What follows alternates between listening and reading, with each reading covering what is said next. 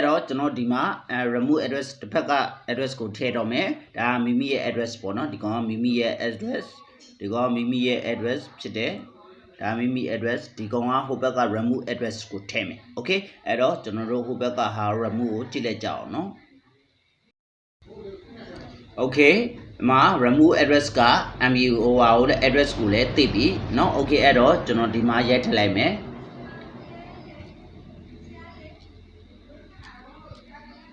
shit don't go chow nit don't nya khun chow no okay error general pi twa bi ama connect ko lo lai bi no da ho so kain tha bo no di ma a mya yi pare di ma adika lo ma di ma mouse ti ba re akolon pare bo no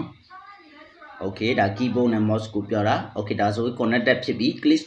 connection please wait for remove side ho bak ka ne access lok da ho lek kala di ma le paw la bi okay no di ma le paw la bi phit de okay ဒီမှာလဲပေါ်လာပြီเนาะ okay ဒီမှာလဲပေါ်လာပြီဆိုတော့ကကျွန်တော်တို့ accept လုပ်လိုက်မယ် okay ဒါဆိုရင်ဟိုဘက်ကိုကျွန်တော်တို့ကမြင်နေဖို့ရပြီ connected ဖြစ်သွားပြီเนาะ okay okay wait for ဟိုကနေရဲ့ image အနေနဲ့တက်လာပြီเนาะဒီမှာ screen ဒီမှာ close session ပိတ်တာဒါဆိုရင် remove screen ပေါ့เนาะဒီကောင်ဆိုရင်ပေါ့ပြောဒီမှာ close ရှင်းပြတယ်ဒါ AnyDesk view information about hardware and system remove file ကိုကြည့်တာပေါ့เนาะ okay new in AnyDesk 7 no shutdown နေပါအကုန်လုံးဒီမှာပြတယ်သူဒီမှာသူ instruction တွေအကုန်လုံးပြသွားတယ်ပေါ့နော် okay အဲ့တော့ကျွန်တော်တို့ကဟိုဘက်ကိုချိတ်ဆက်လို့ရှားပြီအဲ့တော့အားလုံးရဲ့ဘောပေါက်တယ် okay ဒီမှာကျွန်တော်အစမ်းပြအောင်မယ်အဲ့တော့ကျွန်တော် mouse ကိုရွေးမယ်ဒီကောင်နှိပ်မယ်မှိတ်ပြီးတော့ mouse နဲ့ keyboard ကိုတွားမယ်ဒီမှာ mouse ကိုတွားမယ်เนาะ okay เนาะအားလုံးရဲ့သဘောပေါက်တယ်ဒီနဲ့เนาะ okay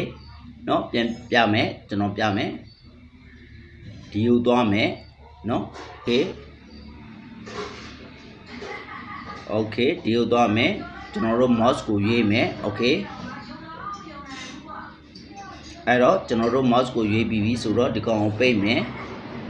အားတော့မရဘူးပေါ့ဗျာနော် okay ဒါဆိုပိတ်သွားပြီနော်ဟိုဘက်ကိုပိတ်သွားပြီ mouse ကိုတိကျရွေးမယ် mouse ကိုတိကျရွေးမယ်ထိမယ် okay အဲ့တော့ကျွန်တော် keyboard ကိုပြန်ခေါ်မယ် keyboard ခေါ်ပြီး keyboard ကိုရဲလို့ရတယ် okay ဒါဆို session close ပြတ်တော့သွားပြီနော် okay အဲ့တော့ပြန်ချိန်မယ်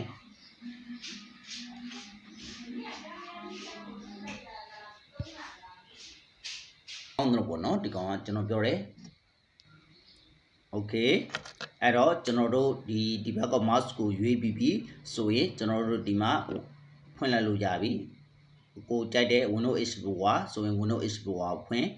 ကိုဘာလို့ဆက်ရှိလဲเนาะဒါဆိုဘက်မှာလည်းပွင့်သွားပြီ okay ဒါเนาะအဲ့တော့ကိုလုံးဆက်ရှိတာကိုအမြင်ကိုဘာလုံးဆက်ရှိလဲကိုအမှိုက်ရှင်းပြရမှာလားတစ်ဖက်ကိုလေဟိုကွန်ပျူတာပေါ်ပေါင်းလုပ်ပြရမှာလားဘယ်လိုလဲเนาะအကုန်လုံးလုပ်လို့ရပြီเนาะဒါမျိုး file တွေပို့ပေးမှာလားဘယ်လိုလဲ file တွေရှင်းပေးမှာလားပေါ့เนาะဒါမျိုး okay အဲ့ဒါတကြောင် okay ဒီအဲ့တော့ကျွန်တော်တို့စာရိုက်တာလေးကြတော့ဘယ်လိုလုပ်မလဲ okay เนาะစာရိုက်တာလေးပေါ့เนาะစာရိုက်တာလေးကြတယ်ကျွန်တော်တို့ဘယ်လိုမျိုးလုပ်မလဲပေါ့ okay ကျွန်တော်တို့ဒီမှာပြမယ်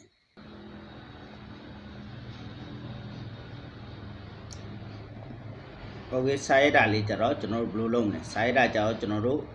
keyboard ကိုရွေးမယ်ဒီမှာ keyboard ကိုရွေးမယ် okay keyboard ကိုရွေးပြီးတော့ကျွန်တော်တို့ဘယ်လိုအခုဟာကိုအစမ်းအနေနဲ့ကြတော့ကျွန်တော်တို့ဟိုဘာလုပ်ပြီးမလဲဘာလုပ်မလဲဆိုတော့ကျွန်တော်တို့ဟို reset ပေါ့နော်ကျွန်တော်တို့စာရိုက်မယ် reset ကိုရိုက်လိုက်မယ် okay ဒီမှာ reset เนาะ okay အဲ့တော့ကျွန်တော် reset ကိုရိုက်လိုက်မယ်အဲ့တော့ reset ဆိုတော့ဒီမှာအကုန်လုံးကြာလာတယ်เนาะ reset တော့အခုလက်ရှိဘာတုံးထားလဲဘာဖြစ်သွားလဲဆိုတော့ကြာလာတယ် okay အဲ့တော့ကျွန်တော်တို့ပြန်ဖြတ်မယ် okay ဟုတ်ပြီအဲ့တော့ကျွန်တော်တို့မြန်မာလိုလဲရေးလို့ရတယ်เนาะမြန်မာလိုလဲရေးရတယ်ဒီမှာ m ဆိုရင်m ဆိုရင်မဆိုရင်မပေါ့เนาะဒီဘက်မှာလဲပေါ်လာတယ်เนาะမြန်မာစကားများပေါ့เนาะ okay မြန်မာစကား okay เนาะမြန်မာစကားများပေါ့เนาะဒါဆိုရင်ဒီဘက်မှာလဲပေါ်လာတယ်เนาะအမြန်နေငယ်တော့ delay ရှိပါတယ်เนาะ connection ကြောင့် okay အဲ့ဆိုအားလုံးပဲသဘောပေါက်မှထင်ပါတယ်เนาะ okay အဲ့တော့နောက်လည်း comment တော်ဒီမော messenger မှာလာရောက်မြင်မြန်နိုင်ပါတယ်ကျေးဇူးတင်ပါတယ်เนาะ